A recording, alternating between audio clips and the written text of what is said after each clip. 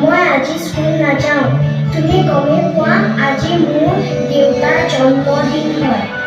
আকৌ একেটা কথাকে কৈ আছা যে তুমি জানা না তোমাৰ যে দেউতা এই পৃথিৱীত নাই? মনে যদি তোকে চকুলো